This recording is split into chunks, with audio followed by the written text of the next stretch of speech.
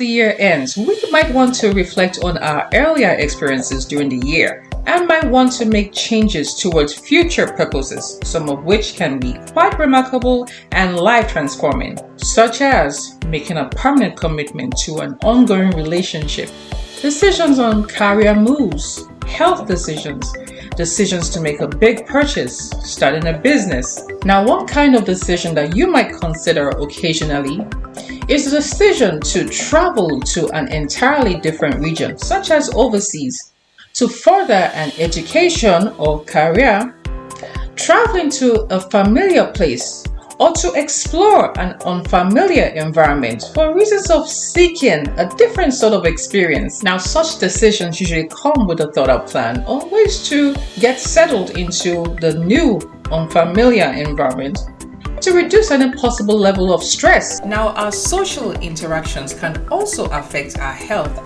as these interactions can influence how easily we get settled into a new culture, thus affecting directly or indirectly our emotional status. I haven't had the personal experience of relocating and the need to adapting to certain lifestyle due to observed differences in cultures, at times subtle, at times very pronounced, both locally and internationally. Here are my recommended 7 social aspects to consider while settling into a new environment. Hi, I'm Dr. Francisca Osage, today talking lifestyle on Francisca on Health Matters. Now, going straight to the recommended aspects to consider. Number 1, culture. Now, every community has an expected as well as an acceptable way of living, and that is the culture. However, there is a striking difference between a city culture and that of a close-knit community such as a small town or village. City being mostly of people who primarily have roots or origin away from that city. Hence, due to integration and blend of different people, the culture is blended, therefore tolerant and accepting of different lifestyle and philosophies of its city dwellers. Close-knit communities, on the other hand, with people of a defined way of lifestyle, tend to conform to certain behaviors or ways. If you're moving to a city, you might get away with being ignorant of certain city trends. However, if you're moving to a very close-knit community, you might from the get-go want to know certain things, the general stance of the people, from strongly held political views to what the favorite sports team is. Therefore, when settling into a new community, pay attention to what might be considered as disrespectful or even worse, a taboo. Number 2, religion. Now, this also has its influence in culture. If you are relocating to a place that has highly conservative religious views, you might want to research on issues that are considered offensive, as certain states and countries have policies influenced and governed by religious belief systems. Examples of such are some Muslim communities governed by the Sharia law. Such laws forbid alcohol drinking, define the dress codes, especially for female attire worn out in public, and the expected public conduct. In such areas where religion is a strong factor, understand the people hold these views to high regards, and living in contradiction to these views is seen by the communities as highly disrespectful and offensive. Number 3 is the government system. It's always wise to be informed about the government system and how it affects interactions. Also, where traditional forms of government exists, as found in the monarch systems in UK, some parts of Africa, Asia. Remember, the monarchy is held in high esteem, as it also represents a cultural inheritance which the people proudly embrace, and so it would be highly offensive to speak ill publicly of any member of the royal family.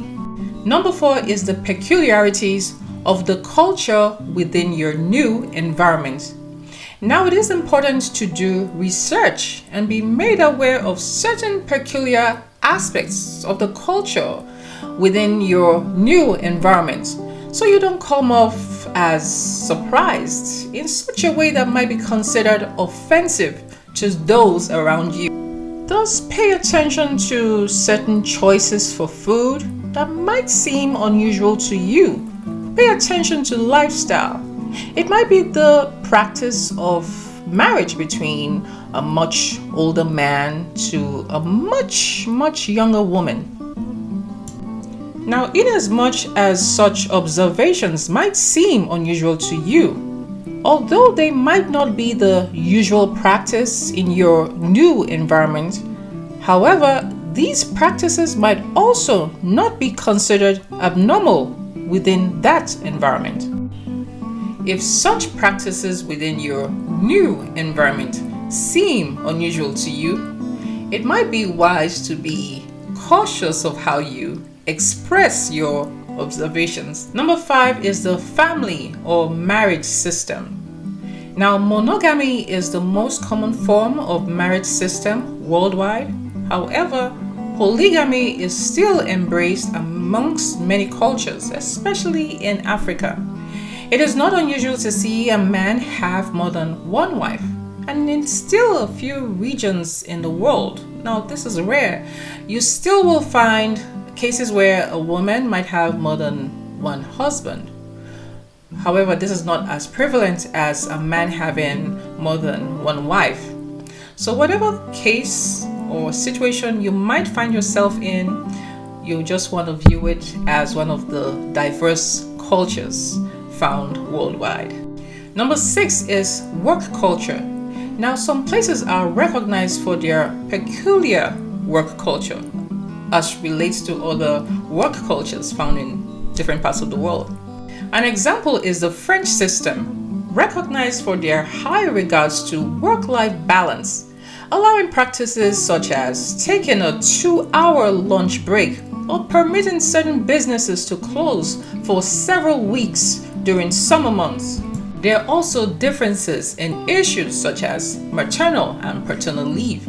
For example, Canada permits shared maternal and paternal leave of up to 86 weeks. If the reason for your relocation is related to work, it is important to recognize the unique situations in your new environment and situations that are different from your previous environment. And number 7 is the health system. And this is a crucial aspect you can't avoid, as you might soon have to utilize the health service. Especially important to recognize the policies, including the way health services are funded. Is it fully covered by government or privately funded via private insurance or out of pocket by health service users? Are there government assistance programs? And what are the qualifications for such programs?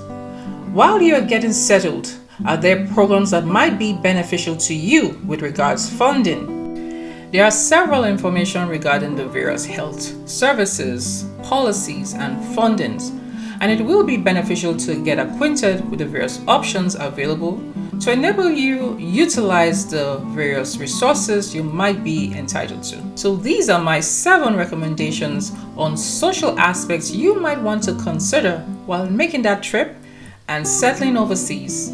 I hope you find them useful, and please do feel free to add your recommendations. Again, I hope you found this informative and educative, and if you've had, please subscribe, and I'll see you in the next one.